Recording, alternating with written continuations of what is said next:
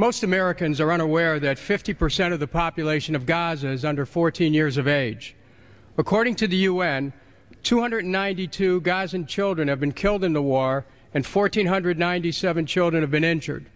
In the past few days, many Gaza children's hospitals and clinics have been attacked, damaged by artillery fire from the Israeli Defense Forces. 50,000 children are expected to be displaced from their homes. According to the UN, food for infants and malnourished children is not available. 1/3 of Gaza has no water, and most of Gaza has no electricity. This is a humanitarian crisis of the highest magnitude. We cannot avert our eyes without staining our souls. I'm scared of the noise. I'm scared a missile will hit right next to us and kill us. All the windows shake. Mama. Luna is 2 years old. She knows a handful of words. I asked her what she's afraid of.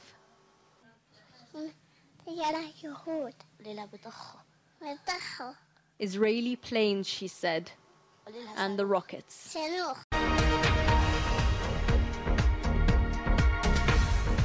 Welcome. 19 days of fighting in Gaza and counting, but so far no sign of a real ceasefire. Amid the bombs and the rockets, the conflict has reached a grim milestone. More than 1,000 people have now been killed in the Israeli offensive, according to Palestinian health officials. More than 300 of them are reportedly children. The BBC's Christian Fraser has been to a hospital in Egypt where some of the worst injured are being treated. And again tonight, a warning. His report includes some distressing images. This conflict is brutal and it's relentless. Every day the death toll rises and it's children bearing the brunt. The BBC filmed today in the intensive care unit of Shifa Hospital in Gaza City. All but one of these beds are occupied by children. The worst cases have been sent to Egypt, young bodies shattered by war. This is one of them, Samar Abetrabo. Hard to imagine how she still raises a smile. Just 2 years old, her family says she was shot in the back by an Israeli soldier, the bullet severing her spinal cord. She'll probably never walk again.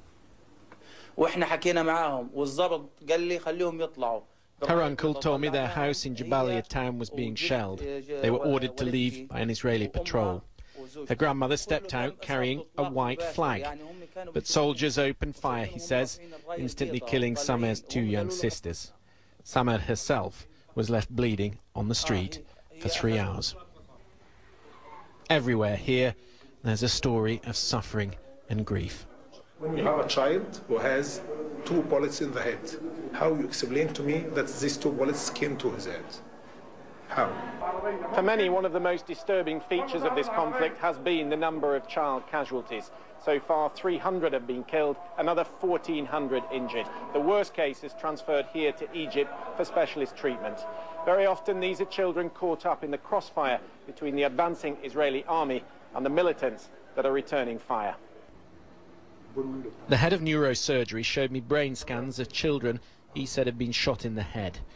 9-year-old Anis Haref is in a coma. The bullet which struck him still lodged in his brain. He'll probably never wake up.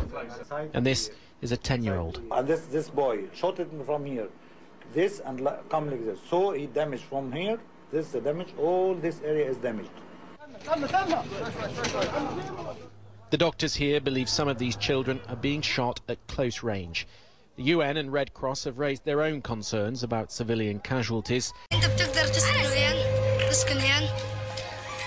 لأنه المواقف صعبة هنا والواحد إذا وقف قاعد هنا عطول بتلمس قبل ما يضرب الصاروخ ببقى متلمسين لأنه كل ما يضرب الصاروخ بتشقق الحيط.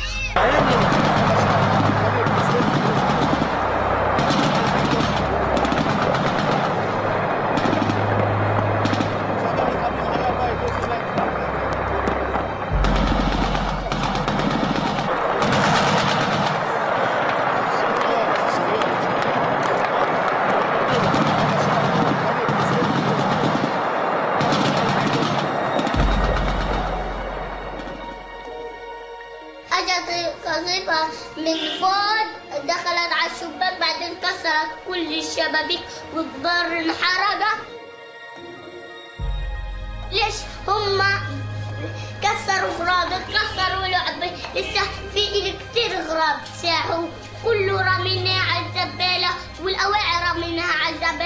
تشحت من دور الناس أواعي نلبس وحتى الأكل اللي بناكل فيه ريحته غاز ومش راضيين نصيب أواعينا وهينا لابسين غاز. لو تشموهم أواعينا خلي اليهود يجوا ويشموا أواعينا ويشوفوا دارنا. كل ما نيجي نتحمم في الدار نيجي نعمل بنشوف الريحة كلها كتلاتنا قتل. هاي الأواعي شوف ها ما لمناهم مش شم غاز. ايش بدي اسوي؟ حتى نظارتي اللي ابويا جاب لي اياها ما فرحتش عليها.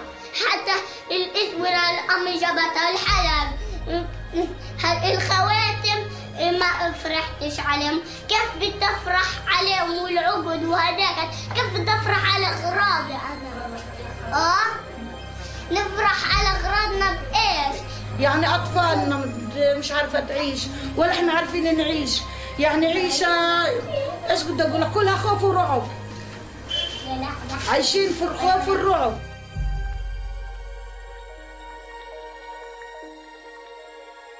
انا بروح المدرسه كل يوم بسمع الطخ. انا بخاف من الطخ حتى بصير راجف لما اشوفه. This is what has been fired on this neighborhood. This is a civilian neighborhood. There are no soldiers here. There are no military installations here. This is strictly harassment to get these people to move away from the border so that the Israeli tanks can move at will. They want these people cleansed from this area. It's that simple. No matter where they hide, you got to get them out. And if the women and children... Even in a school. Wherever there is even in the school, you have to get them out. Otherwise, no peace, no peace. We have to fight them in school. They're hiding in school. They're making bombs under the desks. Exactly. If Hamas could not differentiate between civilians and army, we don't need to either. I think we should go with all force and just go in and get them all. So what if Israel just, wiped Gaza off the map? What would be so wrong with that?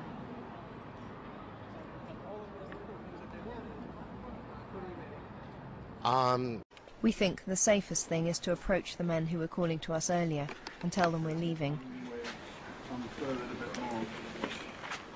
James is shining a flashlight on the flag. Our translator is beside him. That's me, with TV on my back. We also have TV on the front of our helmets.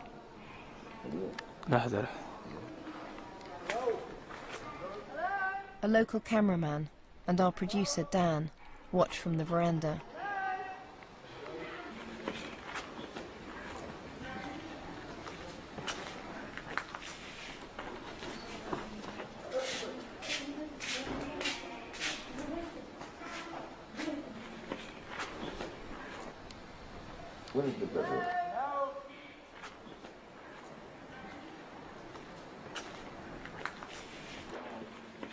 There's a shot from the APC.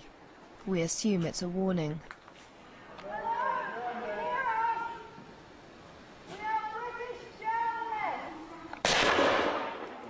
This is the shot that kills James. He's been hit in the neck. He dies instantly.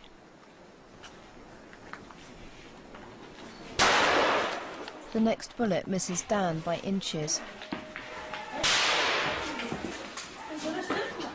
وعليها طخ صحفي